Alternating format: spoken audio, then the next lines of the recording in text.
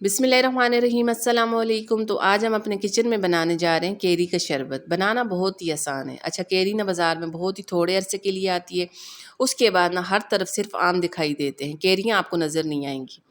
आप ये वाला शरबत बना के 4 से 5 महीने तक इसको स्टोर कर सकते हैं, ये बिल्कुल भी ख़राब नहीं होगा। जब केरी आउट ऑफ सीज़न हो जाए, जब इनका सीज़न ख़त्म हो जाए, तब भी आप ये वाला शरबत बना के पी सकते हैं। ये बड़ा ही कोई मज़े का बनता है। तो चले मज़ेदार किस्म का केरी का शरबत बनाना शुरू करते हैं। अच्छा, केरी का शरबत बनाने के लिए सबसे पहले हमने यहाँ पे ली है आधा किलो केरियाँ। पहले तो आपने इनको अच्छी तरह धो के साफ़ करके इनका छिलका उतार लेंगे। छिलका उतारने के बाद ना अब हमने इनकी पीस में कटिंग नहीं करनी, छोटे छोटे पीस में इनकी कटिंग नहीं करेंगे। सिंपल इस तरह छुरी की मदद से अंदर तक इसमें गहरे कट लगाएंगे। तो मैं बाकी की तमाम केरियों में इस तरह अंदर तक गहरे कट लगा दूंगी। अच्छा, कट लगाने के बाद ना अब हमने इनको बॉयल करना है। तो बॉयल करने के लिए हमने क्या करना है, मैंने यहाँ पे ली है एक कढ़ाई। जो केरियाँ हमने इस तरह अंदर तक इनमें गहरे कट लगा लिए थे, एक एक करके इस कढ़ाई में केरियाँ डालेंगे। अच्छा, केरियाँ डालने के बाद ना अब मैं इसमें शामिल करूँगी पानी। तो मैं तमाम केरियाँ एक एक करके इसमें डाल दूँगी। केरियाँ कढ़ाई में डालने के बाद ना अब मैं इसमें शामिल करूँगी पानी। 3 से 4 गिलास इसमें पानी शामिल करेंगे। पानी शामिल करके ना इसको बिल्कुल हल्की आंच पे पकने के लिए छोड़ देंगे। इतनी देर इसको पकाना है ताकि केरियाँ हमारी अच्छी तरह से गल जाएँ। अच्छा, मैं इसको तकरीबन 25 से 30 मिनट के लिए पकने के लिए छोड़ दूँगी। इस तरह कवर लगा देंगे और इसको पकने के लिए छोड़ देंगे। तो इधर आप देखें केरियाँ माशाल्लाह से अच्छी तरह से गल चुकी हैं। अब हमने क्या करना है कि इनमें से ना पहले तो गुठलियाँ निकाल देंगे। मैं एक एक करके तमाम गुठलियाँ निकाल दूँगी। गुठलियाँ निकालने के बाद केरी के पल्प को एक बाउल में डाल देंगे ताकि ये अच्छी तरह से ठंडा हो जाए।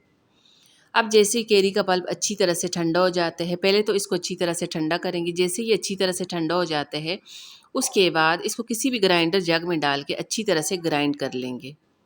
बिल्कुल स्मूथ इसका पेस्ट बना लेंगे। पेस्ट बनाने के बाद अगला काम जो हमने करना है वो है इसके लिए ना चीनी का शीरा तैयार करेंगे। तो मैंने केरी के पल्प को एक ग्राइंडर जग में डाल के अच्छी तरह से ग्राइंड कर लिया है। अब इसको एक साइड पे छोड़ देंगे ताकि ये मज़ीद अच्छी तरह से ठंडा हो जाए। उसके बाद साथ में चीनी का शीरा तैयार करेंगे। तो चीनी का शीरा तैयार करने के लिए यहाँ पे मैंने एक पैन लिया है। 1 कप भर के मैंने इसमें शामिल की है चीनी।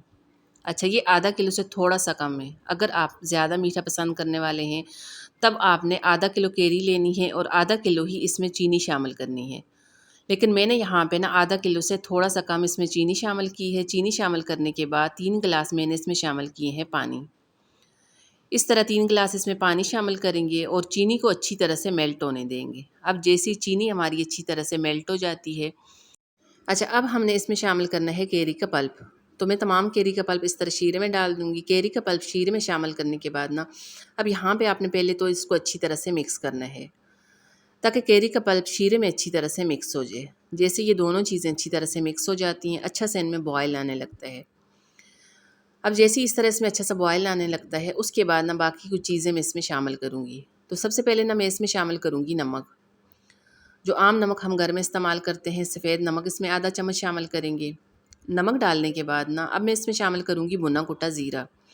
आधा चम्मच भुना कुटा ज़ीरा इसमें शामिल करेंगे। साथ में फ्लेवर के लिए मैं इसमें शामिल करूँगी इलायची पाउडर। तो आधा चम्मच इस तरह इलायची पाउडर इसमें डाल देंगे। इलायची पाउडर शामिल करने के बाद अगली चीज़ जो मैं इसमें शामिल करने वाली हूँ वो है काला नमक। आधा चम्मच इस तरह काला नमक इसमें डाल देंगे। ये तमाम चीज़ें इसमें शामिल करने के बाद ना इधर आपने इनको अच्छी तरह से मिक्स करना है ताकि तमाम चीज़ें अच्छी तरह से मिक्स हो जाएँ। अब जैसे ही तमाम चीज़ें अच्छी तरह से मिक्स हो जाती हैं, उसके बाद ना इसको पकने के लिए छोड़ देंगे। इतना इसको पकाएंगे ताकि ये अच्छी तरह से गाढ़ा हो जाए।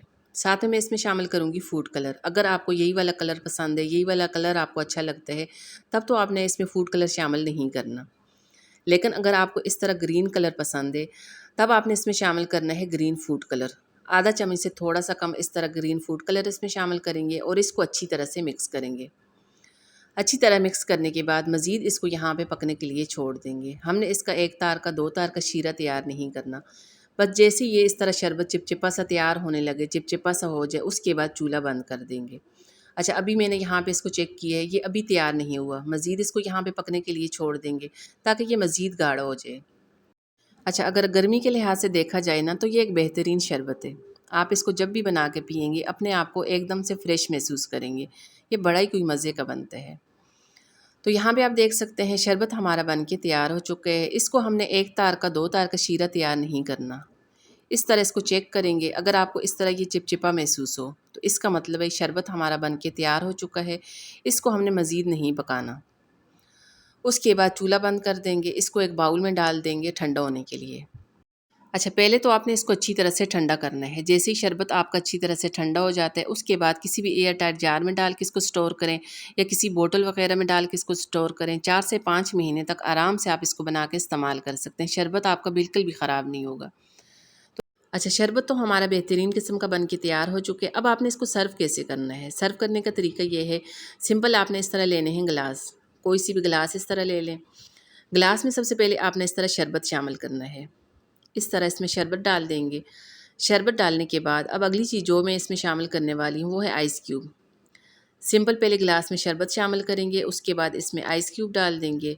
उसके बाद इसमें आपने शामिल करना है सादा पानी। पहले गिलास में शरबत शामिल करेंगे, उसके बाद इसमें आइस क्यूब डालेंगे और उसके बाद इसमें सादा पानी डाल देंगे। बस इसके अलावा अब आपने इसमें कोई चीज़ नहीं डालनी।